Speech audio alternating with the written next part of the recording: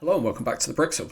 So today's video is something at first I really didn't want to do because at least recently I've really been trying to promote making videos, and I make the video, do the showcase, and then I put the tutorial in immediately because I want to try and make it make clear that I want to make these things for people to enjoy, and they can do all their own things. But with this, I think I just need to wait a couple of days. So what I'm talking about right now is a modification I've been doing to the new Mandalorian Fang Fighter set. The set actually also comes with a TIE Interceptor, which is the one that's most popular. I don't really have the money for that set right now. I've not really got the space either. So I'm actually going to order a physical model of this. I've got a decent price for it, and I want to build this physically just to make sure that everything's durable, because there's a bit of a problem with this set. As you can see right here, it's quite flat, and that's fine. It's accurate to how it should be, but really there should be a feature where this cockpit, this whole sort of section here, turns like it does in Star Wars Rebels most specifically. And although you don't see it happen in the Mandalorian, I'm pretty sure those ones should be able to. And I think the reason why it doesn't happen in the Mandalorian was maybe there wasn't enough time to show it, and that's kind of affected the LEGO designers' sort of take on it, which is fine. It's a good set, and I can see why it would have added a bit of needless complexity. And it's really not too much of a change. You can see here that this is how it should look if it had a turning feature. But basically what I did is I just split these two wings in the middle, made a few modifications to how they're shaped, and changed the body. And now you have these two separate things just held aside by half a stud. You will get this gap, but that's pretty accurate to how it should look. And honestly, from most angles, it looks fine. And what it's to do is that you can basically grab this. There's going to be a cut here. I'm calling it.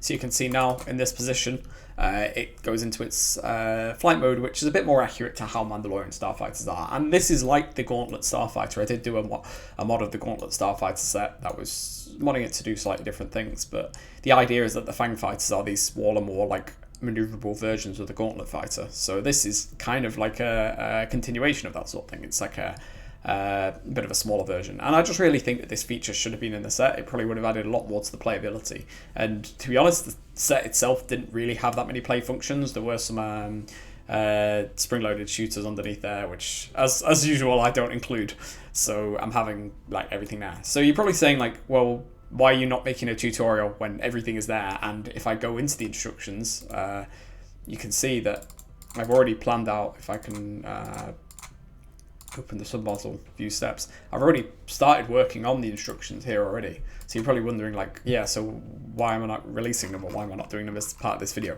Well, that's actually because I want to test out the durability of this thing. At the moment I'm using a connection here that runs through the back of the model, and you can see it uses an axle and stuff like that, but it doesn't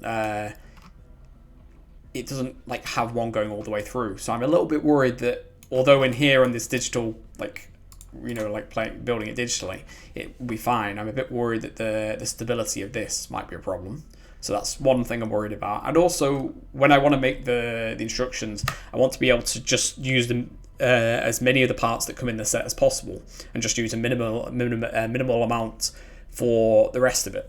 So that will also help me be able to have all the parts in front of me, and so just the extra substitutions, or just the few very small pieces extra that are required, just add those in, because if I can give you all the least amount of parts necessary to do it, it'll make it a lot cheaper and a lot easier, and it just means that more people will be able to do this mod. So all I'm asking basically right now is if I can just have a few more days to work on this. And I'm not really asking, this is something I've decided to try out myself, and I think I can make a few changes. There's definitely things just looking at it right now that I definitely can do to improve it slightly. And you never know, I might end up having to readjust certain aspects of it just to make sure it's more durable. So I think I'd just rather wait a little bit. Okay, well, thank you so much for watching. I hope you have a great day, and I would usually say enjoy the tutorial at the end of this, but unfortunately there is no tutorial. Will be soon though, so have a good one. Bye.